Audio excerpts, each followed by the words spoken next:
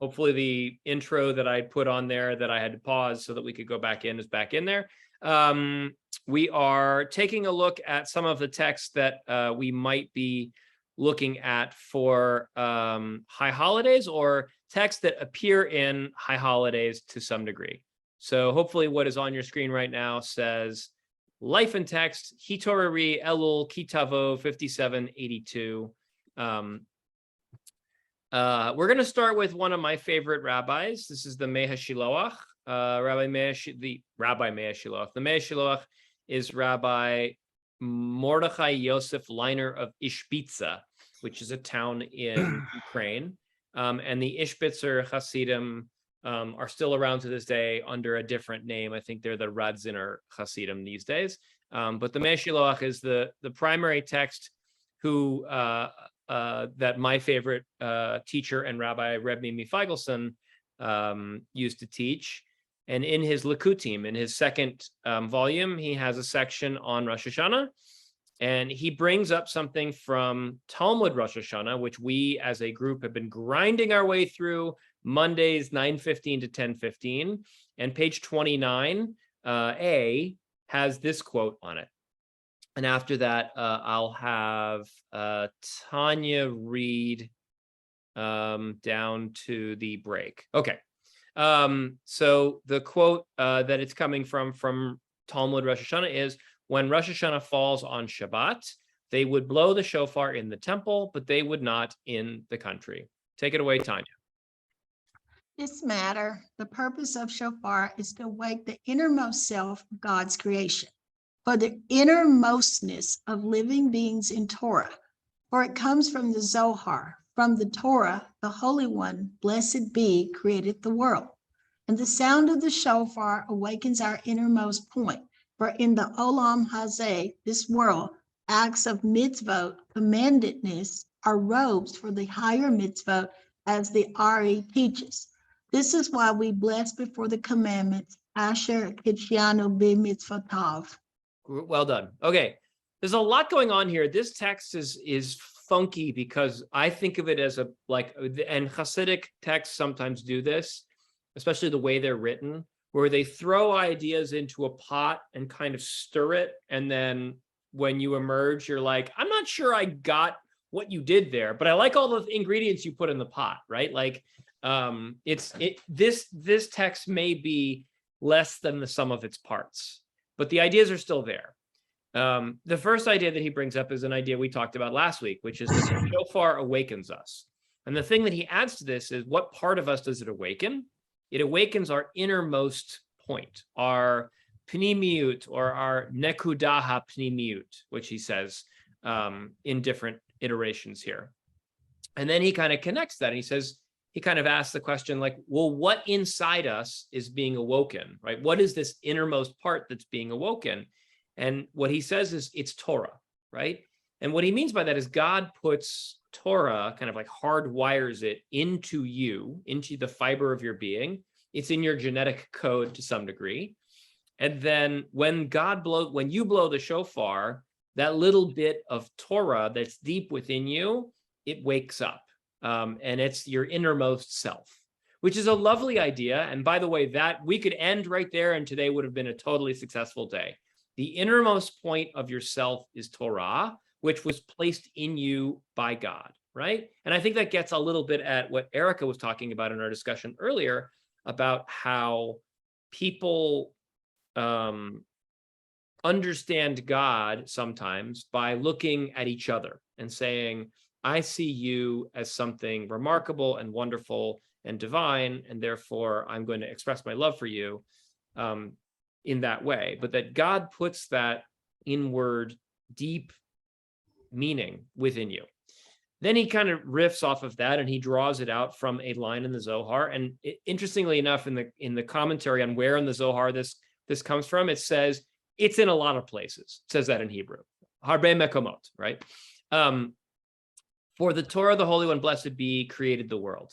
This is a classic idea from the Midrash and from the Zohar, that when God wanted to create the universe, God said, all right, I want to create the universe. How do I create the universe? Oh, I remember. I have a book back here that'll tell me how to do it. And God reaches into the bookshelf and pulls out the Torah and goes, in the beginning, God created the heavens and the earth. Right. Okay. So in the beginning, I create the heavens, boom, and then the earth. Right. And that's how creation was done. That Torah preceded the universe, that like the order of things in the universe goes God, which was ever present and never had a beginning, Torah, which we're never told when the Torah was created, but it's implied that it is also ever present and eternal. And finally, the world, which was read out of the Torah. And the implication of that is the hardwire coding, right? The zeros and ones of the binary that make up that which is human was encoded in Torah, and then that Torah was encoded inside us, right? It's the operating system for humankind is deep within us, but we need help to read it. Okay, I'll keep reading, and then Tanya, you'll get to ask your question. Don't worry, I see you. I bolded this because it's good, not for any other reason. And the sound of the shofar awakens our innermost point, for in this world, acts of mitzvot are robes for the higher mitzvot. So what he does there, he'll bring it back. Don't worry if you don't understand what he's talking about. He calls the mitzvot that we do in this world like clothing for the higher mitzvot in the world above. And this is also a Kabbalistic idea that which occurs in the lower world, i.e. our world, is mirrored in the world above. So if one might ask, are there mitzvot in the world to come, in the world above, in the divine realm? And the answer is yes. They're a mirror version of the mitzvot that we do down in this world. And we have to do actual stuff down here so that the mitzvot kind of reverberate up in heaven, because that's where they matter, right? It's very weird. It's kind of like Plato's cave, right? Where there's a sunspot reflection being shined up into the heavens to demonstrate our doing of mitzvot. It's an esoteric idea that I'll be honest, I don't fully grasp, but what he's truly trying to achieve here is the understanding that mitzvot matter in the world to come, or in the world above, and that they are important and they transcend. All right, and then he says, this is why we bless before commandments, asher kichanu b'mitzvotav v'tzivanu. And from there, we're going to continue in a second after Tanya asks her question. Go ahead, Tanya. Okay, this is just a thought, and this is a crazy thought, and you can just shoot it down if you want to. You know, when I was reading this, because I'd never seen this before, you know what came to my mind? I was just thinking about when Adam was just like a shell, like he didn't have any breath. And, you know, God blew the breath into his body. And, you know, and I missed the whole discussion about the shofar last week, but I always think about the blowing and the breath and the reviving of the dead and making something dead come alive. You know, you come alive with the sound of the shofar, and with God blowing his breath in that empty shell, man became a living being. I don't know. I just thought of that when I was reading that. You're onto something in that one of the phrases that Kabbalah uses a lot for our understanding of the universe is they use the phrase called klipot, which is the outer shell of something, or the outer husk, right? When you get a pistachio nut, whenever I think of the klipot in Chassidut or in Kabbalah, I think of pistachio nuts because I really like pistachios. They're yummy. But now they sell the pistachios in the bag that have already been shelled, and the metaphor doesn't work as well. But anyways, I digress. Pistachio nuts, once you crack them open, you eat the good part in the middle, and the outer husk there's no purpose to it anymore. But it is, you would still call that part of the pistachio. A lot of things in Kabbalah are likened in that way, where there's an innermost essence to it that is needed, and an outermost part that serves a purpose, but that is then discarded. And I think you could make that that point is often made about the body in Chassidut, right? Human beings are souls that walk around in, meat uniforms, to be honest, right? That's just a casing for our soul.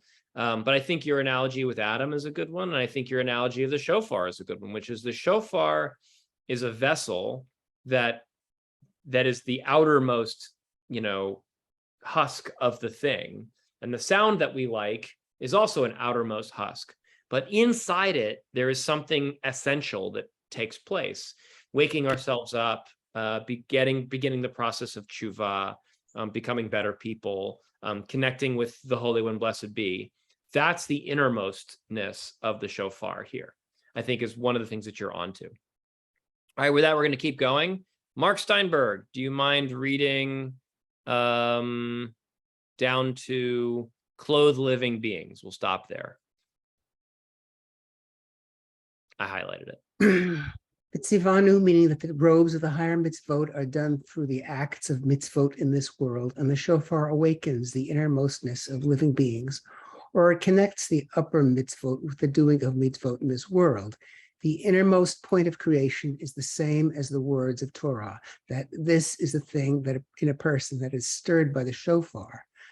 Thus it was that the receiving of Torah coincided with the sound of the and now your transcription is blocking the words. Sorry. Okay. This coincided with the sound of the shofar, Exodus 19:16. And this is how the words of Torah came to clothe living beings. Great. Thank you. So I'll go back up. So he does a thing there that he tweaks that meaning of the upper and the lower mitzvot, right? He talks about the lower mitzvot being the mitzvot that we physically do here in the world, and the upper mitzvot, how they reverberate into the world to come. And he says that the shofar is mitchabru, that it connects the two of them, right? That the shofar is some sort of magical string or vessel that conveys the mitzvot from the lower world to the upper world. The innermost point of creation is the same as the words of Torah, that this is the thing in a person that is stirred by the shofar. That's the thing I was alluding to before, that you're hardwired and coded for Torah deep down within, and that's the part of you that is affected by the shofar. And I think that that calls to mind a thought that, you know, we have, which is any sound could be the sound that we were commanded to do in a sanctuary. Can you imagine if they had told us, like, all right, play the clarinet, you know, like, and that was the sound of the traditional sound we were supposed to hear at high holidays. Or you banged a bass drum, or someone walked out with a little triangle and went ding a ding a ding a ding a ding, right? Like, we associate the triangle with dinner time, right? Because of Western movies. But what if that was the instrument for high holidays? But what he's kind of implying here is the shofar has some sort of deeper connection to Torah and deeper connection to you and God and mitzvot, and it does all the things. The shofar conveys your innermost Torah and the doing of mitzvot up to heaven when it happens, which is a lovely little idea. And this is how the words of Torah came to clothe living beings. So he kind of implies that, like, that's why the whole thing is wrapped around you. Now he's conflated two things that he said, which is that the doing of mitzvot and the words of Torah are both robes. They're both clothing for the human being. But to that end, and he's also done an interesting thing that inverts a thing that I mentioned before, which is usually we talk about the soul of a human, the core of a human being their deeds and their actions and their divinity, and the meat suit, right, is the outermost piece. But he actually says, there's more of an outermost piece, and the outermost piece is holy too, because the outermost piece is words of Torah and the doing of mitzvot, which is kind of a really nice thing, that, like, we wear the mitzvot that we perform, and we wear the words of Torah because we are doing the mitzvot. Again, like I said, it's like a pot, right? He's throwing a lot of interesting elements in there. He's stirring them up and he's doing fun things with them. But again, I'm not sure it all is unbelievably the tightest idea of all time. All right, with that, we're going to do the next two paragraphs. With that, I will call on D. D, will you read the matter of Shabbat is all the way down to high with the mitzvot below?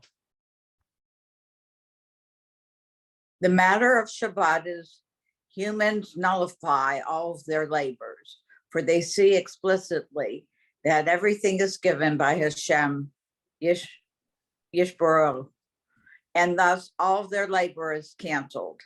Thus, at the borders, it is forbidden to sound the shofar on Shabbat, for Shabbat is more important than all the other mitzvot. And just as the action, even mitzvot, are forbidden on Shabbat, because Shabbat is greater than all the other mitzvot, So too is the blowing of the shofar, which connects the mitzvot on high with the mitzvot below.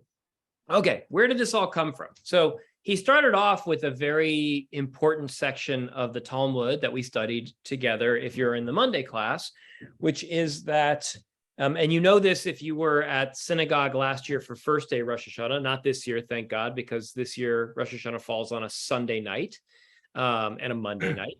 But this year, last year, Rosh Hashanah fell on Shabbat, and therefore on the first day we didn't blow, right? I think that's right. I could be wrong. It feels like that's right. But we didn't blow shofar on the first day of Shabbat. Might have been 2 years ago. Now I'm having a sudden flashback and think like, no, I think we blew shofar both days. But anyways, someone can Google that. On Shabbat we don't blow shofar. Now, there's a whole section of the Talmud that basically says in Jerusalem, and specifically during the time that the temple was standing, you did blow shofar. And there's a long explanation for why that is. But then he explains what the nature of Shabbat is and why shofar would or would not be blown on that day. The matter of Shabbat, the inyan, the main thing about Shabbat is humans nullifying all their labors, right? Shabbat is the day when you do nothing. For they see explicitly that everything is given by Hashem Yisborach, and thus all their labor is canceled, right? And by the way, that's a really wonderful idea that by itself is enough for today's class also. Shabbat is the day in which you say to yourself, God did all the things, and God made everything, and now God rests, and I have no need for anything more. So I will take 25 hours off, right? You stop worrying about the things you need to do and the things that need to exist in the world that don't currently exist. And you just rest for 25 hours. And you say, God created all this and it's perfect. How could I even think that I could make it better than it currently is? Which is a neat little idea. Thus, at the borders, it is forbidden to sound the shofar on Shabbat, for Shabbat is more important than all the other mitzvot. Shabbat transcends Rosh Hashanah, and therefore, when you get to the edges of Jerusalem or past the edge of Jerusalem and into the countryside, you don't blow the shofar. And the reason he says this is mitzvot are a thing that happens when it's not Shabbat. You don't do the mitzvot on Shabbat, except, of course, the mitzvot of Shabbat, because Shabbat is greater than all the other mitzvot. So you don't blow the shofar because it's a mitzvah. And on Shabbat, the mitzvot are transcended, right? The world is perfect. You don't need a shofar. But the other piece is the mitzvot, which you need to deliver via the shofar on Rosh Hashanah, you can't do that because the mitzvot can't be delivered because the world is perfect, and you can't do mitzvot on Shabbat either. Which is, so it's a funny little tautology, but it's still kind of all there that like Shabbat transcends these days. And it's more about understanding the holiday without like the mitzvot. So you have to do Rosh Hashanah on Shabbat without the mitzvot being conveyed via shofar. And then he concludes by kind of explaining why that doesn't apply in Jerusalem. He says, however, in the Beit HaMikdash, in the temple, where the sacrifices outweigh Shabbat, so the humans see that every act is on behalf of God, the shofar is still blown. I think the thing that I like about this text, to conclude it, because it's messy and it's all over the place, is that this text talks about how both the shofar is something that awakens our innermost Torah, and also the shofar connects our mitzvot in this world to the world above. Everything else is a little bit messy and funky and gets confusing. And that might be my translation, or that may have been the way the Mei Shiloach wrote it down. But I think the idea that we didn't mention last week, that the shofar connects our mitzvot into the higher world, is a really lovely one. And I think for Erica, that might be something that does for you more so than thinking about like God sitting enthroned, judging all our actions, right? Actually, the shofar calls up our mitzvot, right? And then sends them into the universe, right? It's declaring all of the ways in which this day, this week, this month, this year, day to day, year to year, many years, right? 2-year contract, 10-year contract, lifetime contract. Our mitzvot are being conveyed on high. And I think that's a lovely idea by itself. All right, with that, we're going to do the second text. We're getting off of the shofar, right? I actually really wanted to get off of shofar, but when I went looking for things that rabbis wrote of our favorite Hasidic rabbis on Rosh Hashanah, the last one was on shofar, and I couldn't help myself. There's a line that we say in the high holidays that's really important. It is referred to in Judaism as the 13 attributes of God, which is a very strange name. And you'll know it by the song that we sing. We sing this when we take the Torah out of the ark, and we even do it 3 times through. Adonai, Adonai, El Rachum V'Chanun, Erech Apayim V'Rav Chesed V'Yemet. And this isn't on the page, so don't go looking for this. But because it's the next line, Notzer Chesed Le'alafim Nose Avon V'Fesha V'Chata V'Nakeh.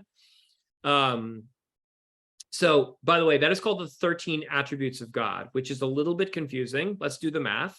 Let's say that Adonai and Adonai are both attributes of God, which is bizarre because it's actually just God's name. Adonai, Adonai, El Rachum, merciful one, V'Chanun, Erech Apayim, Rav Chesed, Ve'emet, Notzer Chesed Le'alafim, Noseh, Avon, V'Fesha, V'Chata, V'Nakeh. I get 12. Right? And by the way, I'm not the only one. There are a whole bunch of medieval rabbis who debate which 13 attributes are the 13 attributes they're talking. Some say that the Adonai, Adonai at the beginning are not attributes at all. And some say that the Noseh, Avon, Vafesha, Vechata, Venake are 5 different attributes instead of saying Noseh, which is one who lifts up, our Avon, our sin, our pesha, our guiltiness, Noseh avon ba'fesha, vechatat, our error, our sin, venakeh, and cleanses, right? How is cleansing one of the attributes? I don't know. Anyways, it's very confusing. I didn't even really translate it for you because I'm not, I'm not together. But the translation is right here, and I'm going to have Erica read it for us. You can pronounce the Yod Hey Vav Hey name however you like. You can just say God. You can say Adonai. You can say Yahweh. None of it is going to upset me. So go ahead, Erica, unmute yourself.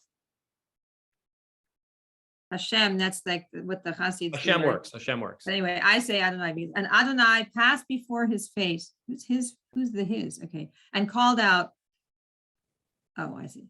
Adonai, Adonai, God, showing mercy, showing favor, long suffering in anger. Sounds like my mother. Abundant in loyalty and faithfulness. Great. So one of the things about the 13 attributes is we're supposed to mirror them, right? Another thing about the 13 attributes here so the first thing, Erica, that you should know is this originally, so Exodus 34 is God talking to Moses on the mountain and telling Moses what to do now that the golden calf has been done for the second set of commandments. So Moses has to make a second set of commandments now. And Moses says, I've been up here for 40 days and 40 nights, and I haven't even seen your face. Can I see your face? God says, you cannot see my face. You can only see my back. I will pass all my glory before you. And then when God's glory passes before Moses, God says this little thing. This line also appears again in Numbers, I think 19, when talking about the spies and the sin that the spies did.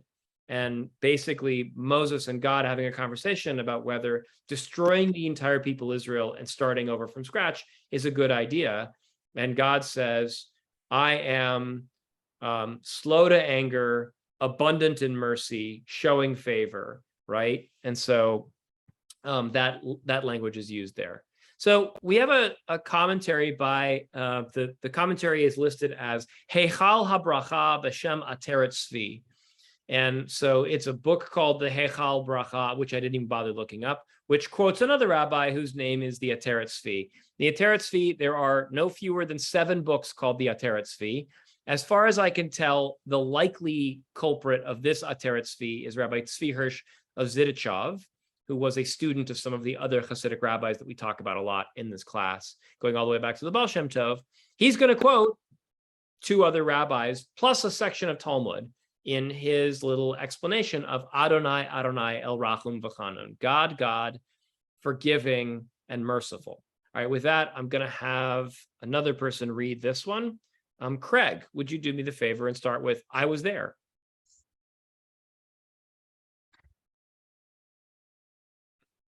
I was there before humans sinned, and I am there after humans sin. Rosh Hashanah 17a. The Maharsha raises a difficulty. Before human sins, why would God need to extend them mercy? In the introduction to Obligations of the Heart, one of the righteous says to his students, were it that none of you sinned, I would be afraid of you, for that which is greater than sin is arrogance. For one that reasons that they have not sinned, one finds their arrogance, and that is more serious than sin. We find that before one sins, they certainly need mercy to atone for the pridefulness of their heart. Great. Well read. Thank you so much.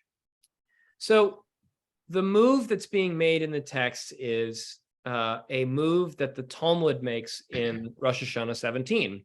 So we're having a field day with Tractate Rosh Hashanah today, having a lot of fun with it. So in the Talmud, it says, Adonai, Adonai, El Rachum V'Chanun. Why repeat Adonai twice? And the answer is, the first Adonai tells us that God is there for us before we sin. And the second Adonai tells us, I am there for humans after they sin. And so a medieval commentary, late medieval commentary, known as the Maharsha, Rabbi Shmuel Idles. Now, how do you get the acronym Maharsha out of that name? The answer is he was Morenu Harav Shmuel Idles. And so you take those little Morenu Ha Rav Shmuel Idles and you get Maharsha. It's a lot of words. I don't know. Anyways, he raises a difficulty. Before a human sins, why would they need God to extend them mercy? So it says, God is merciful before you sin, and God is merciful after you sin. And the Maharsha points out, why would you need God to be merciful before you even sin? So Rabbeinu Bachya, an even earlier rabbi who was, I think he lived in Iraq, he says, were it that none of you sinned, I would be afraid of you, for that which is greater than sin is arrogance, right? You can be a non-sinner, at least according to this paradigm and construction, but one who walks around in arrogance all the time, right? You didn't do anything wrong, but you got an attitude, right? He says, wobbling his head side to side, because he can't do that very well, but you got an attitude, right? And so the attitude, the way Rabbeinu Bachya says it, is worse than the sin itself. And so there is that first, that before you sin comes arrogance. The Hebrew word for arrogance, by the way, is gava, which modern Hebrew doesn't have a word for being proud of your accomplishments. And so I've said this before, I think, in this class. So in modern Hebrew, ga'ava can be arrogant, but it can also be proud, right? I'm proud of my child. Look at what a great, poem they did in school yesterday. But, that person is very arrogant. They have a kid who wrote a great poem in school yesterday, right? It's very strange that it works that way. That isn't to say that the Jewish religion doesn't believe in being proud of your accomplishments. It just means that, pride is a very dangerous thing, especially in Hasidic thought.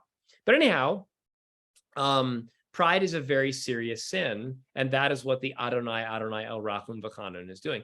I want to point out, I think this is somewhat of a false construction, but it still accomplishes the goal, because arrogance is still a sin, right? There are things that we beat our chests for at high holidays, and some of those are attitudes that we carry, thoughts that we have, or words that we say. And certainly our arrogances and our egotism comes out in the words that we say. I know I am guilty of this all the time.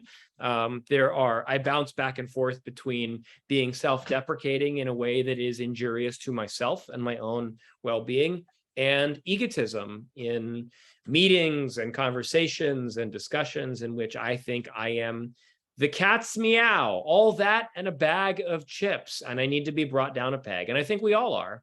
And I think remembering that Adonai, Adonai al Rachum v'Chanun, God will forgive our arrogance, right? That's what I was there before humans sinned.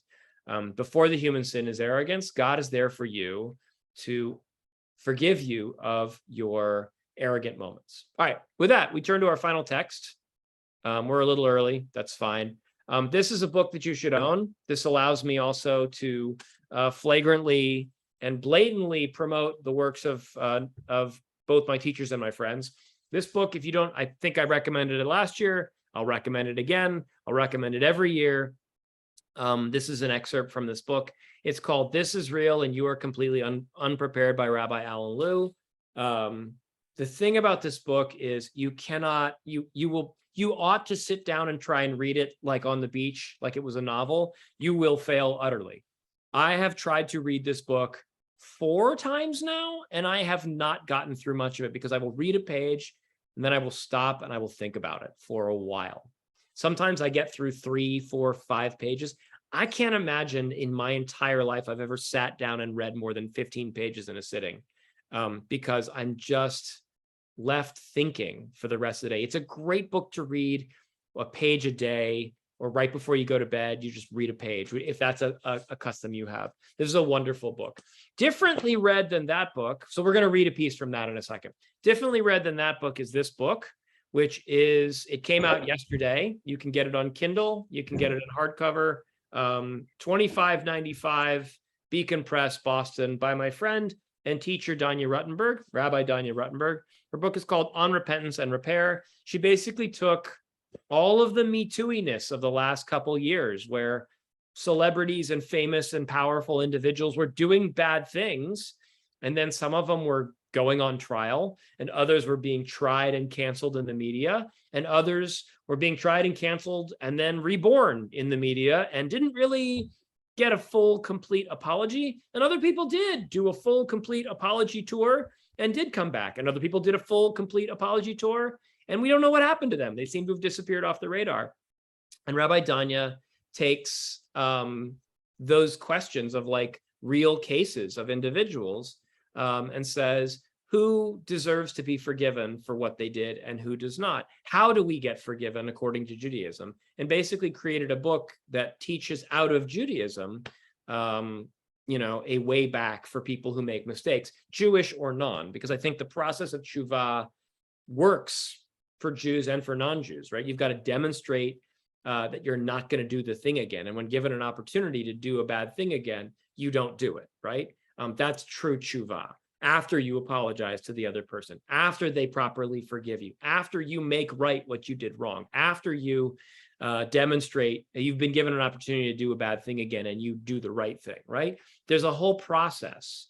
And our modern society kind of short-circuited the process and just said like, oh, you hire a PR firm and, a year later you can go on your comedy tour again. And Danya's basically saying, no, you can't. Anyways, all right, enough shilling. For which I should apologize for. But it's a really good book. And so far, I'm through the first chapter and I've really enjoyed it. It's not like Alan Lew's book. It is a fast read. It makes you think. And Danya writes really well and really cleanly. So, all right. This is Alan Lew's introduction to Rosh Hashanah and what it is. And he is quoting at the first paragraph, the Unatana Tokef, right? The prayer that we say in the Musaf repetition for both Rosh Hashanah and Yom Kippur, in which we say all this beautiful poetry that is specifically about the mortality and temporalness of human existence, to one of the conversations we were having before. All right, with that, I'm going to have Marilyn read this, if it's okay with you, Marilyn. Make it a Where do you want little me to start? Start at our origin is dust. Okay. Read that first paragraph and then I'll scroll down and keep going. Our origin is dust and our end is dust. We spend our life earning bread. We are like a clay vessel easily broken, like the withering grass, like a fading flower, a passing shadow, a furtive cloud, a fleeting breeze, scattering dust, a vanishing dream. But you are King, eternal, God. Your years have no limit. Your days have no end. Your sublime glory is beyond comprehension. Your mysterious name is beyond explanation. Great. All right, I'm going to scroll and then you can read down to the bottom of the page. Okay. If we have been paying attention for the past 7 weeks, none of this should come as a surprise. At Tisha B'Av, we became aware of our brokenness. During Elul, we cultivated an awareness of our actual circumstances, the dust we will return to, the fragility and impermanence of our life. If we succeed in awakening to our lives, we saw clearly how every moment of our lives, every breath, every thought is only a passing shadow, a fugitive cloud, a fleeting breeze, a vanishing dream. This being the case, how do we acquire a toehold in this world sufficient to teshuvah? How do we achieve the transformation of our contemplation? That didn't make sense. To achieve the transformation of our contemplation has shown us we need to make. As Slicha draws, there is a sense of urgency, even desperation about our plight. But we have also become aware of the limits of our powers. We are completely unprepared for this. We don't know how to do teshuvah. We are incapable of transforming ourselves. For this, we need to enter a realm beyond the one we usually occupy, a consciousness beyond our own. For this, we need the limitless, the endless, the incomprehensible, the measureless, the mysterious. In short, we need heaven. This is where Rosh Hashanah carries us. Yeah, I love that. I think what's neat about that section is he draws together elements that I've never really drawn together, which is we think about the fragility of mortality and life, and we think about tshuva. I think about tshuva at least as, all right, well, I have to do tshuva because otherwise God will kill me next year. And I don't want to die because mortality is no fun.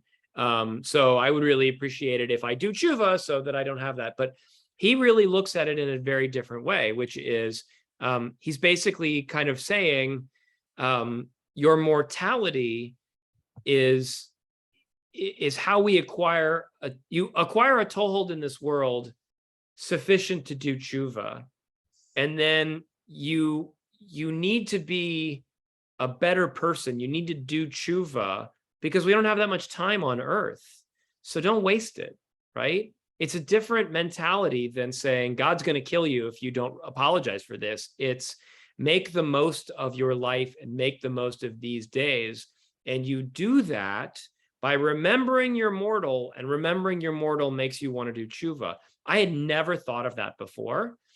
And then he basically says, like, and you can't do it on your own. We're not equipped as human beings to do this, right? We need help. And so we call on God and heaven to come down and say, like, I can't do this, right? I'm not big enough for this moment. One of the more stunning moments in the series Dope Sick that I watched was one of the characters who was struggling with addiction was praying to God to get them through it, right? And I think in a similar way, we pray to God to get us through the high holidays. That I resonate with very much as a guy who doesn't fast particularly well and has a lot on his mind at high holidays, right? My Yom Kippur and your Yom Kippur are not the same, right? You are praying to God for the next year, and so am I, but I am also praying to God to get me through Yom Kippur at the very least, because I have a lot going on. But like on this level, on a non-jokey level, right? We are praying to God to get us through Yom Kippur or to get us through Rosh Hashanah, because we have a lot of tshuva to do. And our tshuva makes us connect with our mortality to make our lives more meaningful and more resonant and purposeful. And so I think for that, we have these high holidays that the shofar calls us to do it, but then we need help in actually doing the thing. All right, that's all I got for us today. I hope you enjoyed this session of Hitoreri and or Life and Text with Rabbi Mark Goodman at Congregation Beth Shalom in Pittsburgh. If you liked it, stick around, come back. This class occurs at least at current recording time, in the year 2022 occurs every Wednesday, 12:30 to 1:15. No, sorry, 12:15 to 1:30. We also have a number of other Eastern classes time. you can check out. Take care, everybody. I have to hit the stop button now. There's the stop button.